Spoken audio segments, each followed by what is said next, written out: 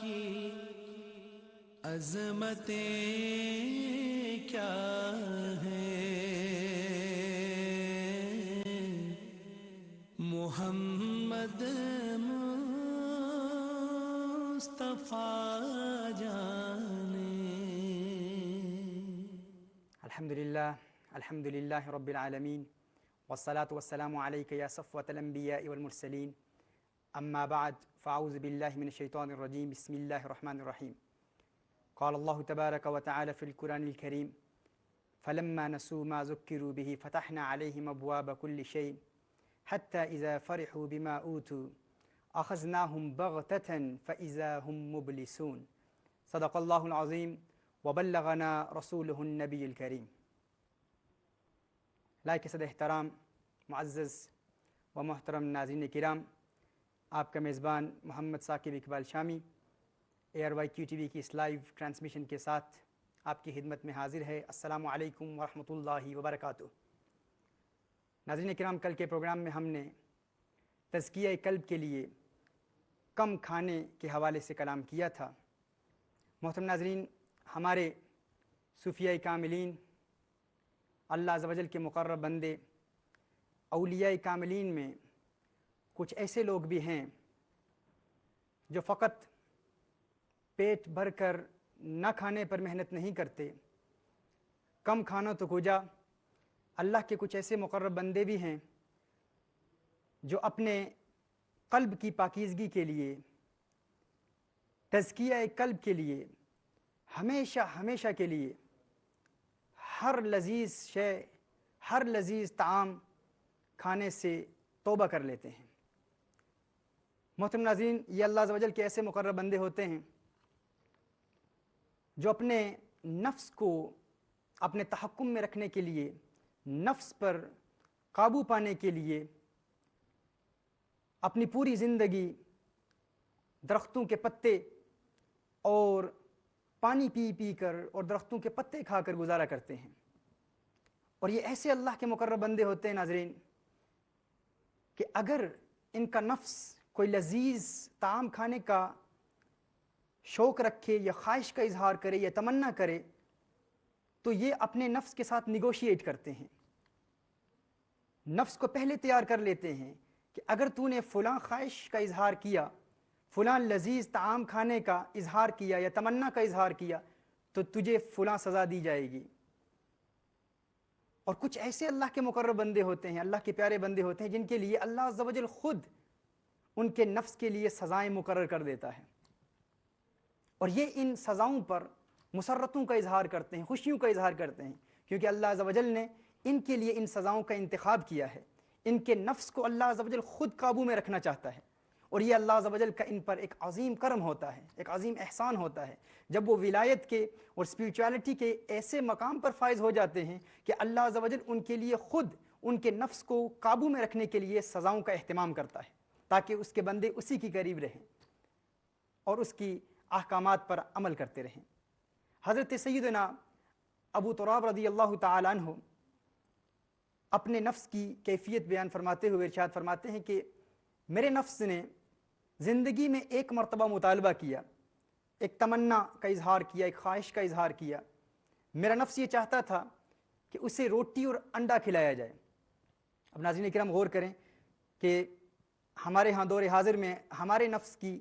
کیا تمنا ہوتی ہے، ہمارا نفس کیا چاہتا ہے۔ ہمارے نفس کے لیے تو انڈا اور روٹی کھانا شاید یہ سزا ہے،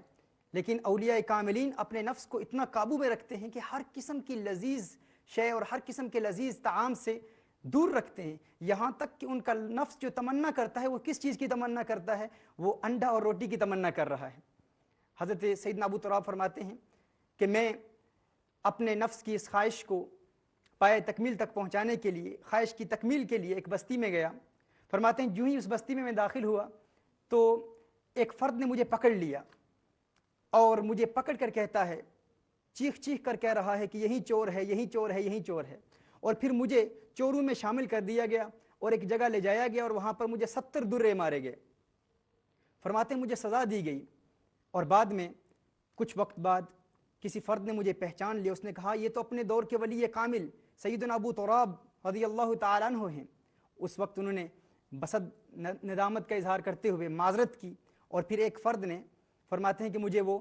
خیر خواہی کے لیے حسن اخلاق کا اظہار کرتے ہوئے اپنے گھر لے گیا، اور گھر مجھے لے جا کر اس نے کھانا پیش کیا۔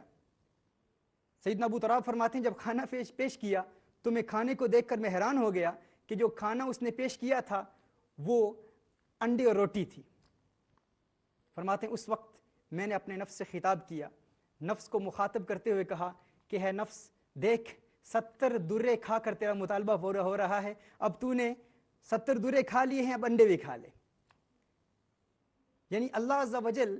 اپنے ان مقرب اولیاء کاملین، ان مقرب بندوں کے لیے اگر ان کی نفس کی کوئی تسکین، نفس کی کسی خواہش کی تکمیل، نفس چاہے کہ خواہش کی تکمیل ہو، نفس چاہے کہ فلاں کھانا ملے، تو اگر وہ کھانا عطا بھی اللہ فرماتا ہے تو نفس کو سزا بھی ساتھ دیتا ہے تاکہ ان کا نفس ان کے قابو میں رہے۔ محترم ناظرین، اب سوال یہ پیدا ہوتا ہے کہ بیشتر لوگ ایسے ہیں ہمارے معاشرے میں، دور حاضر میں ہم دیکھتے ہیں کہ بے شمار لوگ ایسے ہیں جو گناہوں کا ارتکاب کرتے چلے جاتے ہیں۔ نفس کی تسکین تو اور بات ہے، لوگ حرام کھانا بھی کھاتے ہیں لیکن انہیں کسی قسم کی سزا نہیں ملتی، ان کے نفس پر کسی قسم کا عذاب نہیں آتا۔ اس کی وجہ کیا ہے؟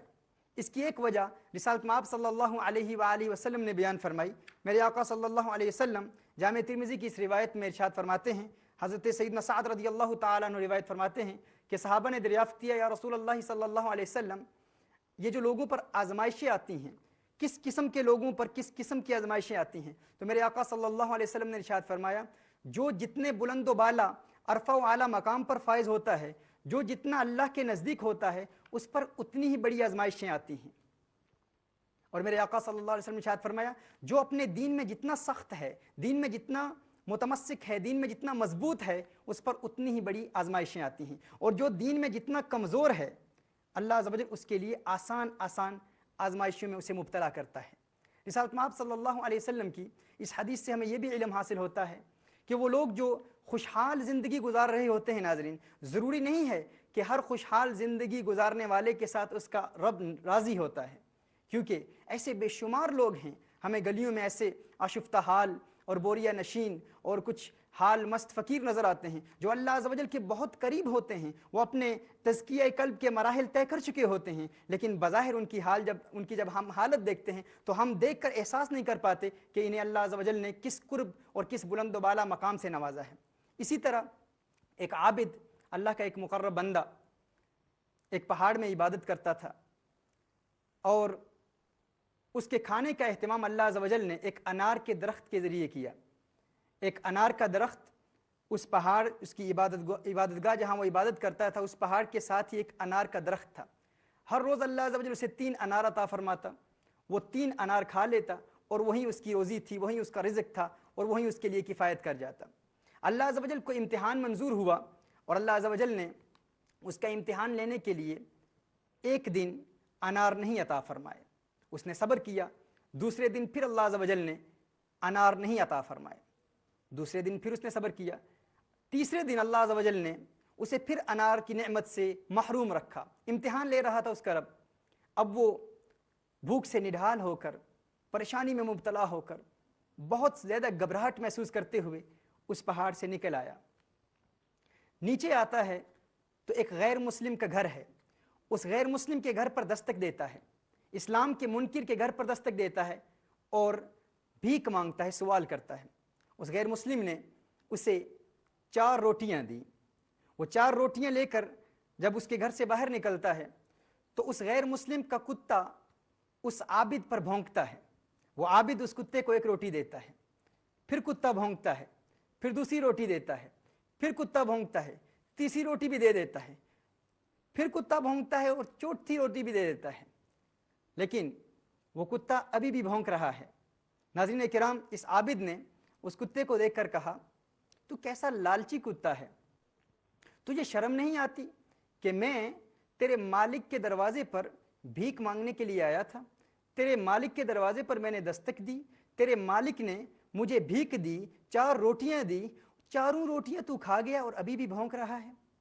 ناظرین کرام، اس کتے نے جواب دیا، اس نے کہا، اللہ عز و جل نے اسے قوت گویائی عطا فرمائی، اور اس کتے نے کہا، ہاں میں بے شرم ہوں، لیکن تجھ سے زیادہ بے شرم نہیں ہوں، تجھ سے زیادہ بے شرم نہیں ہوں۔ وہ اس لیے کیونکہ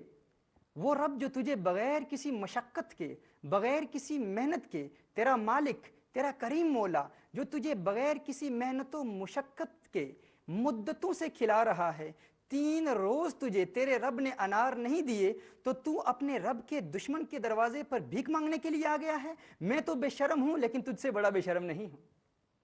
اللہ اکبر۔ ناظرین کرام، یہ کتا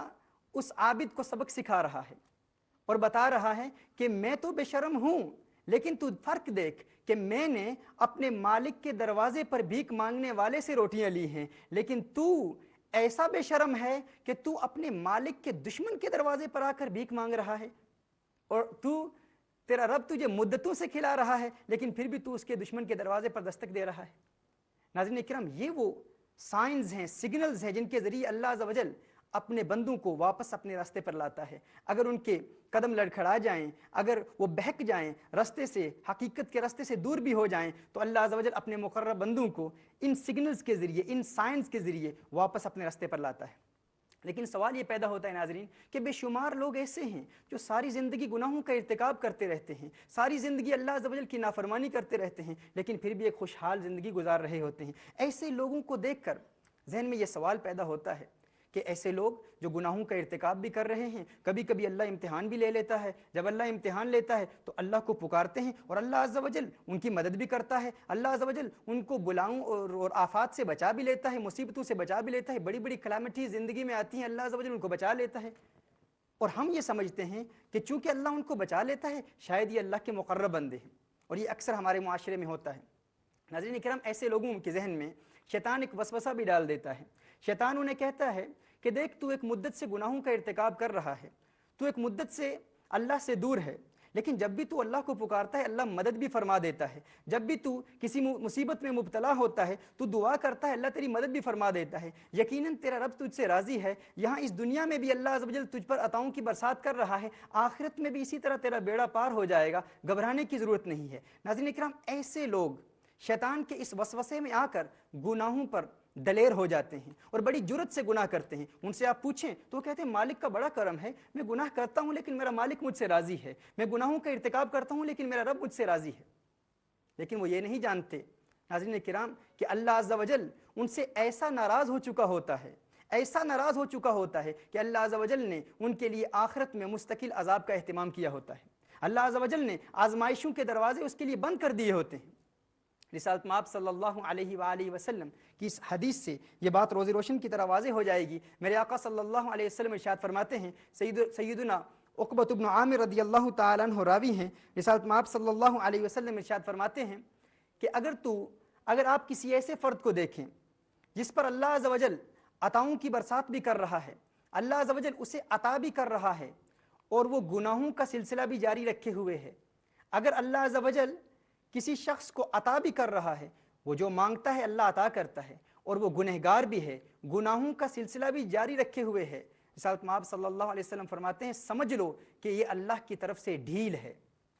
اور اس کے بعد میرے آقا صلی اللہ علیہ وسلم نے قرآن کریم کی یہ آیت کوٹ فرمایا فلما نسو، سورہ الانعام کی آیت نمبر 44 ہے، رسالت مآب صلی اللہ علیہ وسلم نے یہ آیت تلاوت فرمائی، فلما نسوا ما ذکروا به فتحنا عليهم ابواب كل شيء حتى اذا فرحوا بما اوتوا اخذناهم بغتة فاذا هم مبلسون۔ اللہ عز و جل ارشاد فرماتا ہے جب انہوں نے بلا دیا جو نصیحتیں ان کو کی گئی تھیں تو ہم نے ان پر ہر چیز کے دروازے کھول دیے یہاں تک کہ وہ خوش ہو گئے۔ یعنی جب لوگ اللہ کو بھول جاتے ہیں، احکام دین کو بھول جاتے ہیں، حرام اور حلال کے مابین امتیاز نہیں کرتے، گناہوں کا ارتکاب کرتے چلے جاتے ہیں، تو وہ اللہ سے اتنے دور ہو جاتے ہیں کہ ایک وقت آتا ہے کہ اللہ فرماتا ہے کہ ہم ان کے لیے دروازے کھول دیتے ہیں، عطاؤں کے دروازے کھول دیتے ہیں، وہ جو چاہتا ہے اسے ملتا ہے، اسے ایک اچھی گاڑی چاہیے مل جائے گی، اچھا بنگلہ چاہیے مل جائے گا، اچھا مکان چاہیے مل جائے گا، کاروبار میں ترقی چاہیے مل جائے گی۔ اللہ عز و جل عطاؤں کی ایسی برسات فرماتا ہے، فرمایا یہاں تک کہ وہ خوش ہو جاتے ہیں، پھر فرمایا فَإِذَا هُمْ مُبْلِسُونَ أَخَذْنَاهُمْ بَغْتَةً فَإِذَا هُمْ مُبْلِسُونَ، اور پھر اچانک ایک وقت آتا ہے کہ ہم ان کو پکڑ لیتے ہیں، ہم ان کو پکڑ لیتے ہیں اور پھر ان کے لیے امید کی کوئی کرن نظر نہیں آتی، پھر ان کی آس ٹوٹ جاتی ہے، امید ٹوٹ جاتی ہے، کیونکہ پھر توبہ کا موقع ان کے لیے انہیں زندگی میں میسر نہیں آتا۔ لیکن ناظرین کرام، یہ شیطان کا ایک بہت بڑا وسوسہ ہوتا ہے، وہ ہمیں تسلیاں دیتا ہے کہ تیرا رب تجھ سے راضی ہے، لیکن ہمارے لیے ضرورت اس امر کی ہے کہ ہم یہ سمجھ لیں کہ جو شخص جتنی زیادہ مشقت کرے گا اس کو اللہ عز و جل اتنے ہی بلند و بالا اور عرفہ و اعلیٰ درجات عطا فرمائے گا، اور جس کا مقام عند اللہ جتنا زیادہ ہوگا اس کے امتحانات اور آزمائشیں بھی اتنی زیادہ ہوں گی۔ مثال کے طور پر رمضان المبارک کا مہینہ ہے، مغفرت کا عشرہ ہے، ہم دیکھتے ہیں کہ بے شمار لوگ ایسے ہیں جو رمضان المبارک میں صبح روزہ رکھتے ہیں، فجر کی نماز ادا کر کے سو جاتے ہیں، اور وہ سمجھتے ہیں کہ ظہر تک اگر سوئے رہیں تو انہیں بھی ویسا ہی ثواب ملے گا جتنا ان لوگوں کو ملتا ہے جو پورا دن بھوک اور پیاس کی شدت محسوس کرتے ہیں اور برداشت کرتے ہیں۔ حالانکہ ان کی مشقت کم ہوتی ہے، ان کی محنت کم ہوتی ہے، وہ کم تکلیفیں برداشت کرتے ہیں، تو ان کو وہی مقام نہیں ملے گا جو ان کو ملتا ہے جو پورا دن محنت بھی کرتے ہیں، مشقت بھی کرتے ہیں، بھوک کی شدت اور پیاس کی شدت کو برداشت بھی کرتے ہیں۔ ناظرین کرام، اس حوالے سے میں چاہوں گا کہ چند احادیث اب سماعت فرما لیں۔ حضرت ابو موسیٰ رضی اللہ تعالیٰ عنہ کو ایک سمندری جہاد کے دوران ہاتف غیب سے آواز آئی کہ اللہ عز و جل نے اپنے ذمہ کرم پر لے لیا ہے کہ جو شدید گرمی کے دن اپنے آپ کو اللہ کے لیے پیاسا رکھے، اللہ عز و جل اسے سخت پیاس والے دن یعنی بروز قیامت سیراب کرے گا۔ ابن ابی دنیا فرماتے ہیں کہ اس دن کے بعد حضرت ابو موسیٰ رضی اللہ تعالیٰ عنہ اس دن بھی روزے رکھتے جب اتنی گرمی ہوتی کہ انسان اپنے زائد کپڑے اتارنے پر مجبور ہوتا، کیونکہ وہ سمجھ گئے تھے کہ جتنی گرمی برداشت کروں گا، جتنی بھوک برداشت کروں گا، بھوک کی جتنی شدت اور پیاس کی جتنی شدت برداشت کروں گا، اللہ عز و جل مجھے ایسے ہی بلند و بالا مقامات پر فائز فرمائے گا۔ امام غزالی رحمۃ اللہ تعالی علیہ ارشاد فرماتے ہیں کہ روزہ دار کے لیے سنت یہ ہے کہ دن کے وقت زیادہ دیر نہ سوئے بلکہ جاگتا رہے تاکہ بھوک اور ضعف کا اثر محسوس ہو، کیونکہ جتنی زیادہ بھوک محسوس ہوگی، جتنی زیادہ کمزوری کو وہ برداشت کرے گا، اللہ عز و جل اسے رمضان المبارک کی اتنی ہی بلند و بالا اور عرفہ و اعلیٰ برکات سے نوازے گا۔ حضرت ابراہیم بن ادہم رحمۃ اللہ تعالی علیہ فرماتے ہیں دنیا میں جو نیک عمل جتنا دشوار ہوگا، قیامت کے روز نیکیوں کے پلڑے میں اتنا ہی زیادہ وزندار ہوگا۔ یعنی ہم جتنی محنت کریں گے اللہ عز و جل اتنا ہی بلند و بالا مقام عطا فرمائے گا۔ وہ لوگ جو پورا دن سوئے رہتے ہیں، عبادت نہیں کرتے، محنت نہیں کرتے، اللہ کو یاد نہیں کرتے، اور وہ سمجھتے ہیں کہ ان کا روزہ مقبول ہے، یقیناً روزے کا فرض تو ادا ہو جاتا ہے، فرضیت تو ادا ہو جاتی ہے، لیکن وہ اللہ عز و جل کی اس نعمت عظمیٰ سے محروم ہو جاتے ہیں جو رمضان المبارک میں مضمر ہے۔ ایک آخری روایت آپ کی گوش گزار کرتا ہوں۔ عن سلیمان بن بریدہ رضی اللہ تعالی عنہ عن ابیہ قال قال رسول اللہ صلی اللہ علیہ وسلم لبلال الغداء یا بلال فقال انی صائم قال رسول اللہ صلی اللہ علیہ وسلم نأکل ارزاقنا وفضل رزق بلال فی الجنہ ان شعرت یا بلال ان الصائم تسبح عظامه وتستغفر له الملائکة ما اکل عنده۔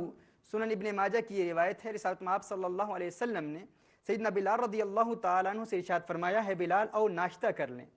سیدنا بلال رضی اللہ تعالیٰ عنہ عرض کرتے ہیں یا رسول اللہ صلی اللہ علیہ وسلم میں تو روزے کی حالت میں ہوں، نفلی روزہ رکھا ہوا ہے۔ رسالت مآب صلی اللہ علیہ وسلم نے ارشاد فرمایا